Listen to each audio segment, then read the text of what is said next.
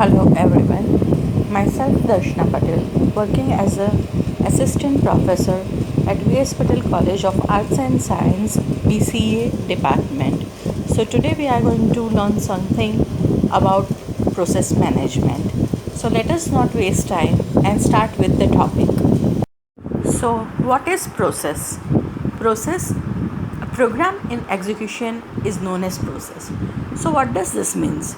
This means that when we write a program in any high level language such as C, C++, Java, that is known as a program. It consists of instructions.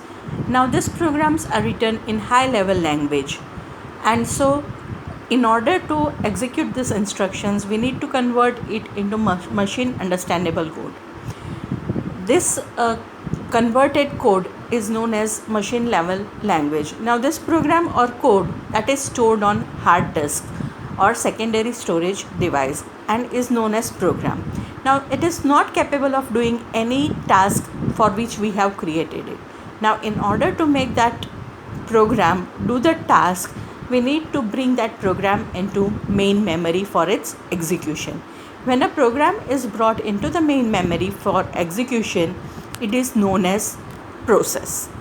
Process is more than a program code. Now why we say that process is more than a programming code?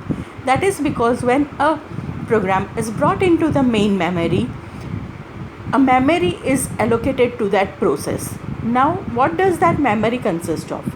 It consists of text or code. That means the instructions that we have written in program. On top of that, it consists of a data section. Now what does this data section consist of? It consists of global variables or static variables that we have created. Then there is a heap. Now what is the use of this heap? Now within a program, when we allocate dynamic memory for a variable, then this dynamic memory is allocated from this heap. So what does that means by dynamic memory allocation? That means if we have used pointers within our program, then the memory for these pointers are allocated from the heap. And on the top of the heap there is a stack. So what is the use of this stack? This stack is used when a program needs to save its current state before jumping to another section of a program. What does that mean? That means that if we have called a function within our program, then the control must pass to that function. Now before passing the control to the function, we need to save the current status of the program. Now this status is stored on stack. So a process consists of a text of code, data, heap and stack, and so it is said that process is more than programming code. Now in the figure you can see that stack is pointing towards downwards and heap is pointed towards upward. What does that means? Now the memory allocation from the heap is always from bottom to top direction, whereas if we put stack on the top of it, and if the direction of stack is also the same as the direction of heap, then what will happen? It will be difficult to maintain that where the stack ends and where the heap ends. So the direction of stack is from top towards the bottom, whereas the direction of heap is from bottom towards the text. So let us move towards the next section. Process state. Every process that is created needs to pass through different stages or states before it exists. So there are two different models proposed for this process state. The first model is known as two-state process model, and the second one is known as five-state process model. So let us first look at what is a two-state process model. In two-state process model, a process has to pass between two stages, that is not running and running. Now what does this means? When a process is first created, its execution does not start all of a sudden. It needs to be brought into the memory and it needs to be allocated the resources that it needs Once it is allocated the resource, then it's ready for execution. Now it receives all the resources and the process starts the execution. So the state of the process changes from not running to running. In running stage, the process executes all the instructions one by one. Now while execution, it needs some input output. So it has to leave the CPU and perform the input output operations. So the state of process changes from running to not running state. Once the process completes its input output operations, it start again. That means its state changes from not running to running state. The process keeps on switching between these two stages until its execution is complete. In the end, the process terminates and the resources allocated to the process are released for other process to use it. 5-state process model. In 5-state process model, a process passes through 5 different stages before it terminates. The 5 stages are new, ready, running, blocked, and exit. Now let us look at the definition of each of these states. So first is new. When a process is just created but is not brought into the main memory, such a stage of a process is called new state. Second is ready. So ready state means when a process is brought into the main memory and is waiting in ready queue for its execution. This state is known as a ready state. The third state is running. When a process is selected from the ready queue and its execution start, then the state of the process is known as running state. Next is blocked. When a process needs some input output operations or when an interrupt occurs, at that time the execution of process is paused or suspended. This state is known as blocked state. And the last is exit. When the process completes its execution and it needs to be terminated, then this state is called exit state. We have seen 5 different stages a process passes before it ends. So now let us see how the state transition occurs. This means how a process passes from one state to another. First state is null to new. This means when a new process is created, the first transition occurs and this transition is known as null to new.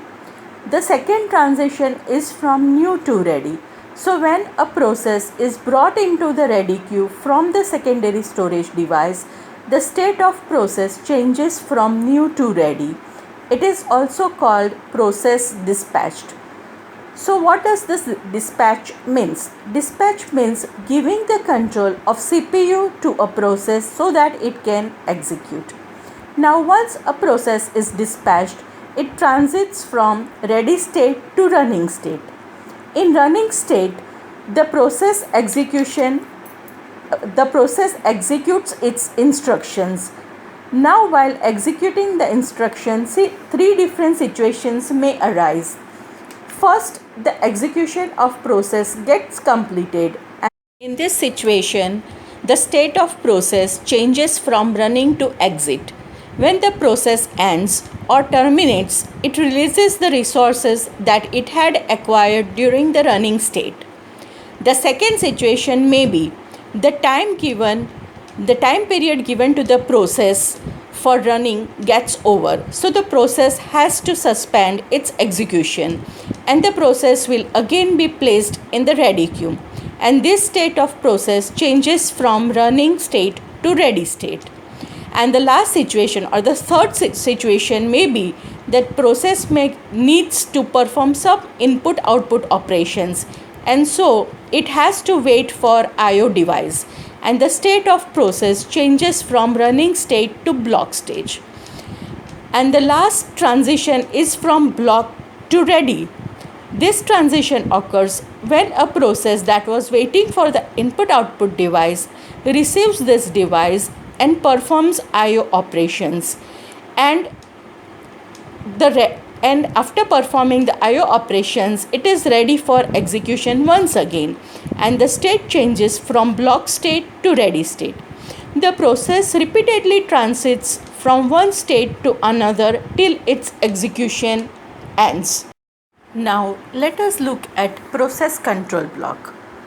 As I had said earlier that a program in execution is called process. So when a process is created, then for every process a process control block also gets created.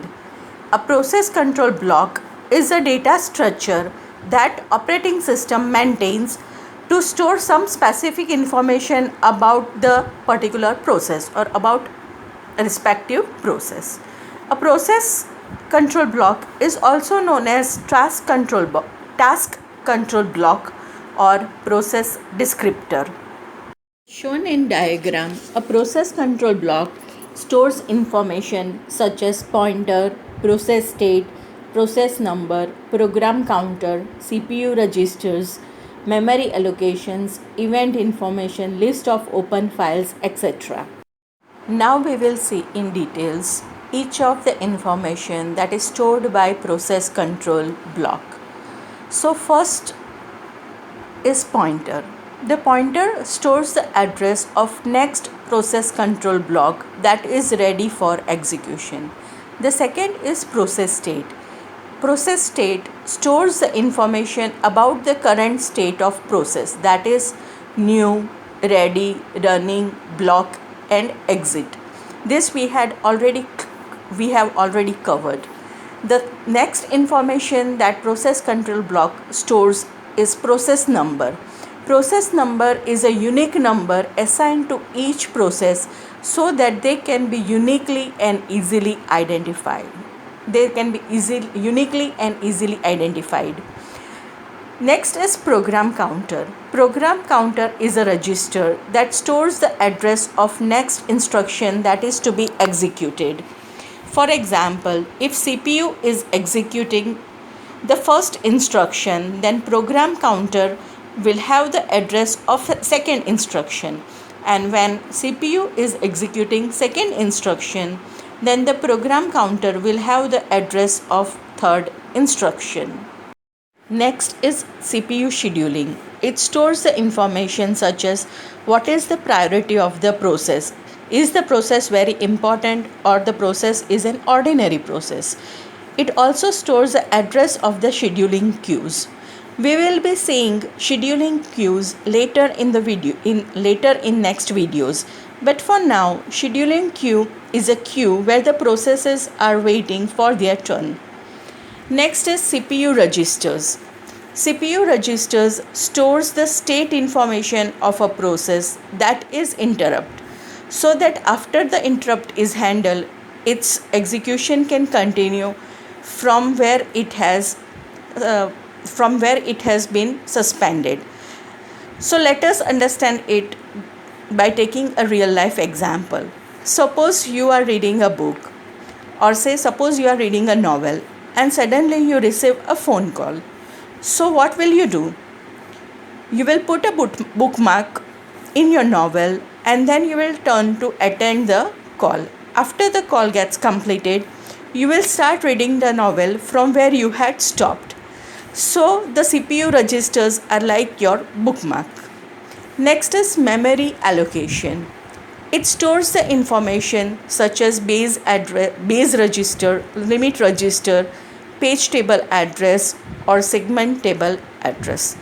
We will be looking at these things later in next videos. But for now, base register stores the information such as starting address of the process, whereas limit register stores the information about the size of the process. Next is event information. It stores the information about the event due to which the process was paused or due to which the process was sleeping. List of open files. It stores the information about the files that are used by the process during the execution. Next is IO status. It stores the information about the list of input-output device that the process used during the execution. And the last one is account information. It stores the information such as how much how much amount of CPU was utilized, how much time it used, different jobs or processes that it used or created during the execution. Process table. So when a process is created, along with the process we have seen that a process control blocks gets created which stores the information about that process. Now when there are now when the process changes from one state to another, the operating system updates this information in its process control block.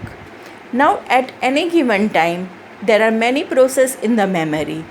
So to quickly access a process control block, the operating system creates process table. This process table stores unique ID of every process and the address of process control and the address of its process control block. So we can say that process table is like the index of a book that enables us to search the topic quickly.